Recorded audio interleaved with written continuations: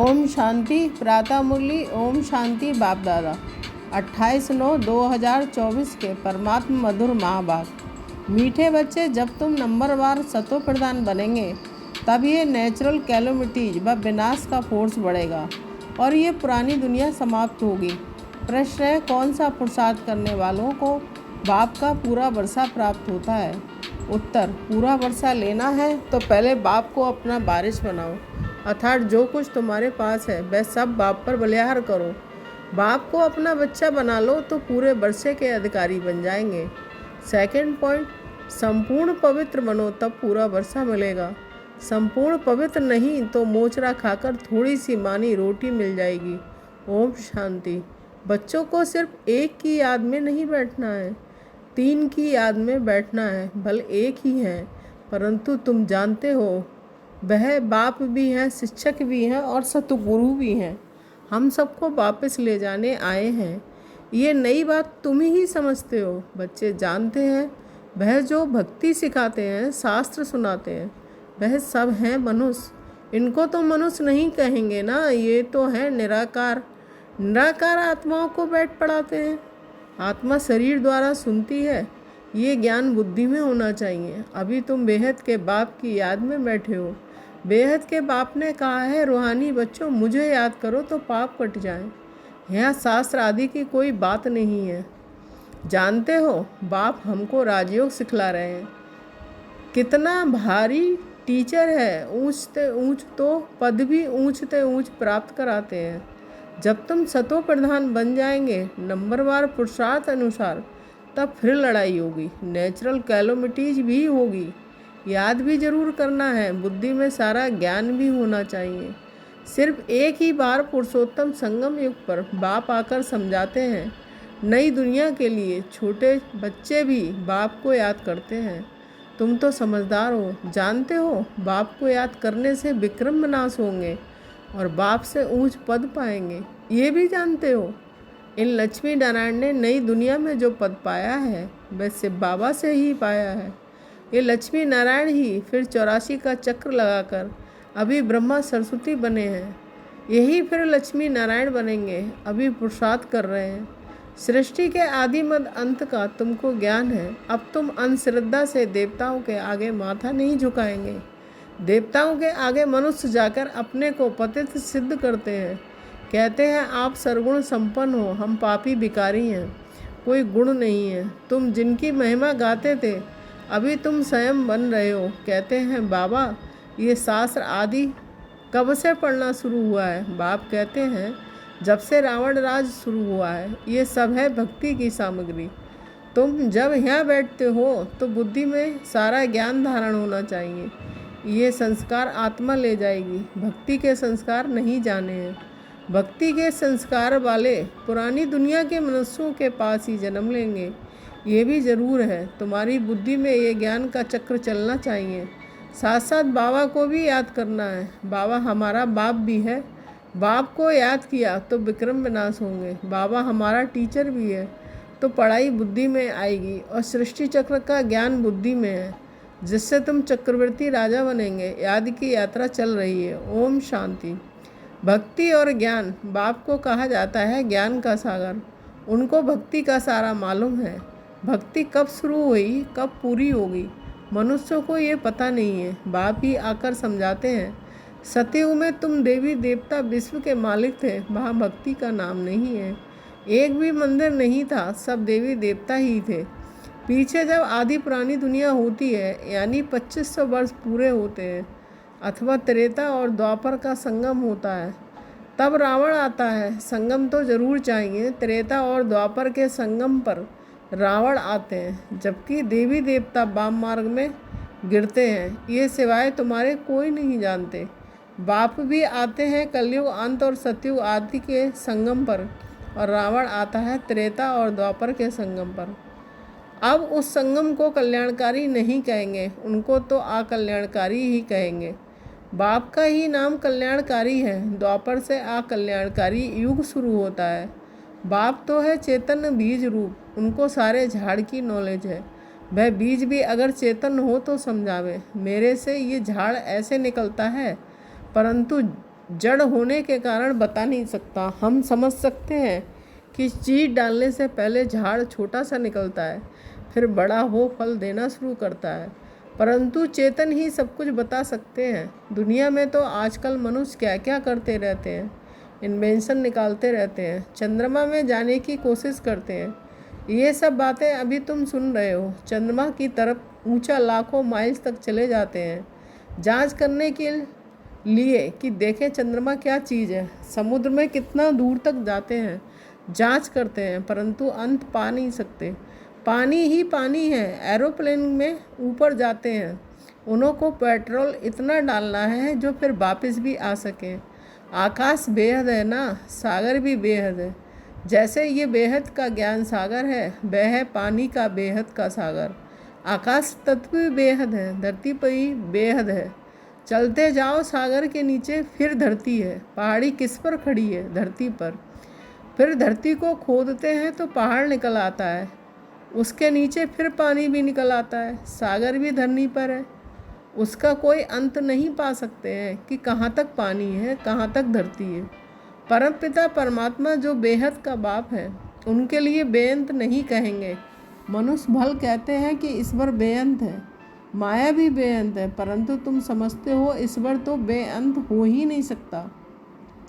बाकी ये आकाश बेअंत है। ये 5 तत्व हैं, आकाश वायु, ये 5 तत्व तमो प्रधान बन जाते हैं। आत्मा भी तमो प्रधान बनती है, फिर बाप आकर सदो प्रधान बनाते हैं। कितनी छोटी आत्मा है, 84 जन्म भोगती है। ये चक्र फिरता ही रहता है, ये अनादि नाटक है, इनका अंत नहीं होता। ये परंपरा से चला आता है, कब से शुरू हुआ ये कहें तो फिर अंत भी हो। बाकी ये बात समझानी है, कब से नई दुनिया शुरू होती है फिर पुरानी होती है। ये 5000 वर्ष का चक्र है जो फिरता ही रहता है। अभी तुम जानते हो, बाकी उन्होंने तो धुक्का गपोड़ा लगा दिया है। शास्त्रों में लिखा है कि सतयुग की आयु इतने लाखों वर्ष है, तो मनुष्य सुनते सुनते उनको ही सच समझ लेते हैं। ये पता नहीं पड़ता है भगवान कब आकर अपना परिचय देंगे, ना जानने के कारण कह देते हैं कलयुग की आयु 40 वर्ष अभी पड़ी है।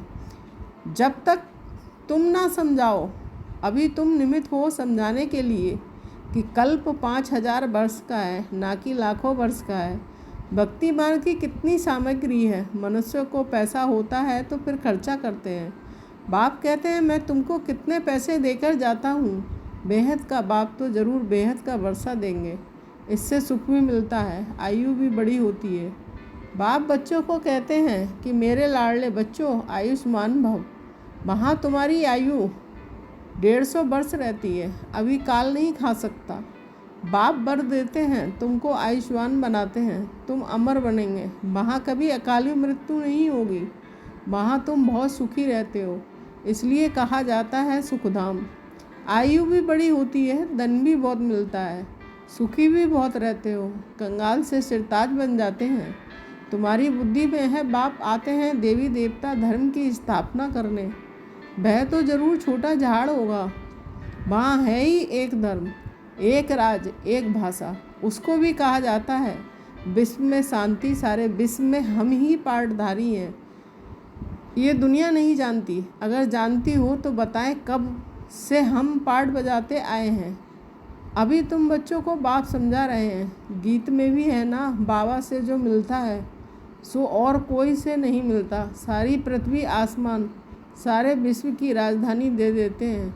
ये लक्ष्मी नारायण विश्व के मालिक थे, फिर बाद में जो राजाएं आदि होते हैं वह भारत के थे। गायन भी है, जो बाबा देते हैं वह और कोई दे ना सके, बाप ही आकर प्राप्ति कराते हैं। तो ये सारा ज्ञान बुद्धि में रहना चाहिए, जो कोई को भी समझा सको, इतना समझने का है।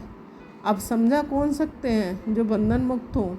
बाबा के पास जब कोई आते हैं तो बाबा पूछते हैं कितने बच्चे हैं, तो कहते हैं 5 बच्चे अपने हैं और छठा बच्चा शिव बाबा है।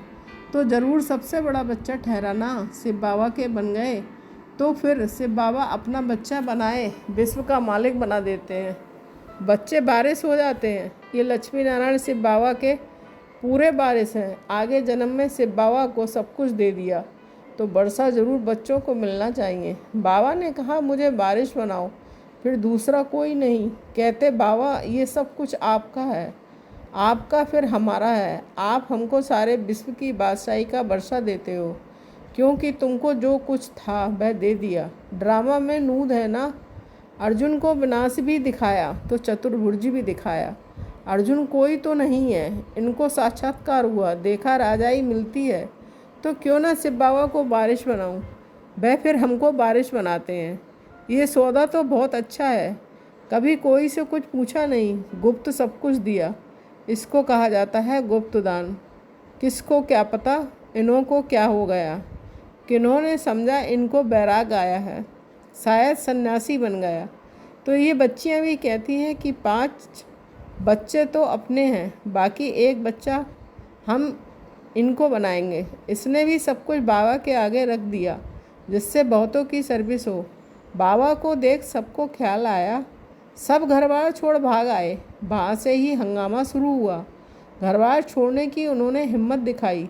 शास्त्रों में भी लिखा है भट्टी बनी थी, क्योंकि उन्हों को एकांत में ज़रूर चाहिए, सिवाय बाप के और कोई याद ना रहे, मित्र संबंधियों आदि की भी याद ना रहे, क्योंकि आत्मा जो पतित बनी है उनको पावन जरूर बनना है। बाप कहते हैं गृहस्थ व्यवहार में रहते पवित्र बनो। इस पर ही मुसीबत आती है। कहते थे कि ये स्त्री पुरुष के बीच में झगड़ा डालने वाला ज्ञान है, क्योंकि एक पवित्र बने दूसरा ना बने तो मारा मारी चल पड़े। इन सब ने मारे खाई हैं, कोई अचानक नई बात हुई ना। सब आश्चर्य खाने लगे, ये क्या हुआ जो इतने सब भागते हैं, मनुष्यों में समझ तो नहीं है। इतना कहते थे कोई ताकत है, ऐसा तो कभी हुआ नहीं जो अपना घरबार छोड़ भागे। ड्रामा में ये सब चरित्र शिव बाबा के हैं। कोई हाथ खाली भागे, ये भी खेल है। घरबार आदि सब छोड़ भागे, कुछ भी याद नहीं रहा, बाकी सिर्फ ये शरीर है जिससे काम करना है। आत्मा को भी याद की यात्रा से पवित्र बनाना है, तभी पवित्र आत्माएं वापस जा सकती हैं। स्वर्ग में अपवित्र आत्मा तो जा ना सके, कायदा नहीं। मुक्ति धाम में पवित्र ही चाहिए। पवित्र बनने में ही कितने विघ्न पड़ते हैं। आगे कोई सत्संग आदि में जाने के लिए रुकावट थोड़ी होती थी, कहाँ भी चले जाते थे। यहाँ पवित्रता के कारण विघ्न पड़ते हैं। ये तो समझते हैं पवित्र बनने बगैर घर वापस जा ना सके।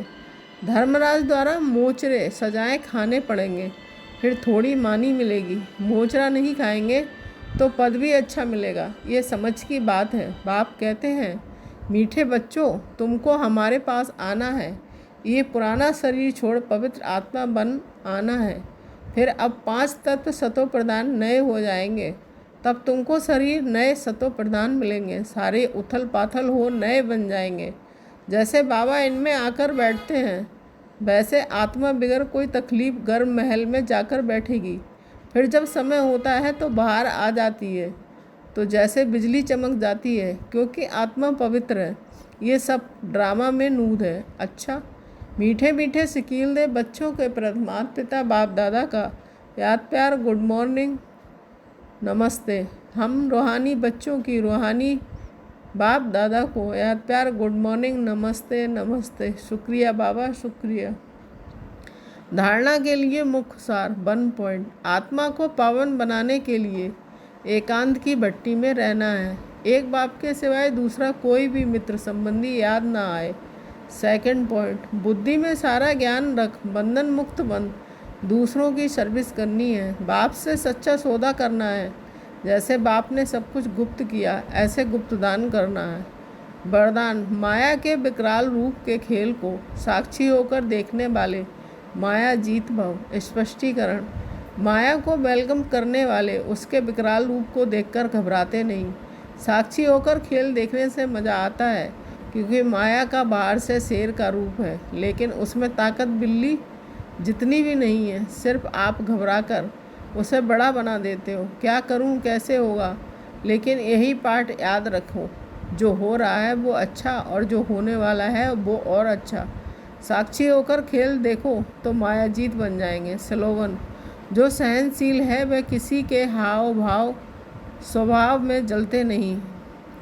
व्यर्थ बातों को एक कान से सुन दूसरे से निकाल देते हैं। ओम शांति।